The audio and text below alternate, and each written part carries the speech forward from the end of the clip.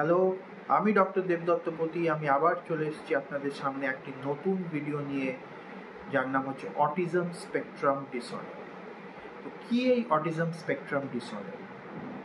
Autism spectrum disorder হচ্ছে একটি অসুখ যেটি বাচ্চাদের মধ্যে খুবই কম, এবং আজকালকার দিনে এটি মা বাবাদের মধ্যেও একটা যথেষ্ট কনসার্নিং ইস্যু।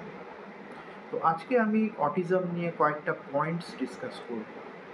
অটিজমের ক্লিনিক্যাল ফিচার্সগুলো হচ্ছে, 1 নম্বর হচ্ছে সামাজিক যোগাযোগ সমস্যা, চোখে চোখ রেখে কথা না বলা, নাম ধরে ডাকলে সাড়া না দেওয়া, অন্যের অনুভূতি বা আবেগ বুঝতে না পারা, একা থাকতে পছন্দ করা এবং বন্ধুত্ব করতে না পারা বা না চাওয়া, অন্যের সাথে আনন্দ, আগ্রহ বা খেলা ভাগাভাগি না করা।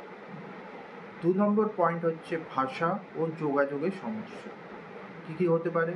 1 নম্বর হচ্ছে কথা বলা শিখতে দেরি হওয়া বা একবারেই কথা না বলা, 1 বা 2 শব্দ বারবার বলা, অঙ্গভঙ্গি মুখভঙ্গি ব্যবহার না করা,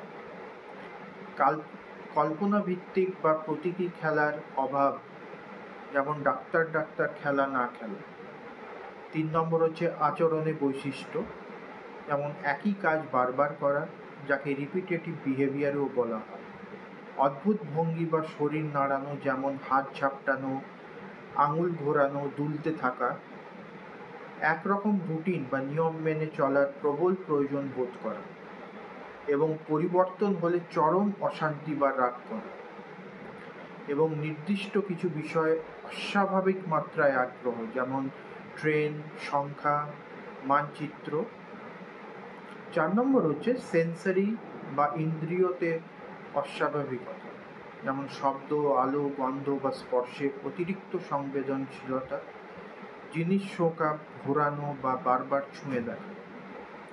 5 নম্বর হচ্ছে শেখার ক্ষেত্রে সমস্যা। কিছু ক্ষেত্রে বুদ্ধিমত্তার ঘাটতি দেখা যেতে পারে, আবার কেউ নির্দিষ্ট বিষয়ে, যেমন গণিত, সঙ্গীত, আঁকা তে অস্বাভাবিক দক্ষতা দেখাতে পারে, যাকে স্যাভান্ট স্কিলসও বলা হয়। তো এই ফিচার্সগুলো আপনাদের চাইল্ডের মধ্যে যদি থাকে, তাহলে প্লিজ এটাকে ইগনোর করবেন না, এবং মেন্টাল হেলথ প্রফেশনালের সাথে যোগাযোগ করবেন, যেমন সাইকিয়াট্রিস্ট এবং সাইকোলজিস্ট। Thank you.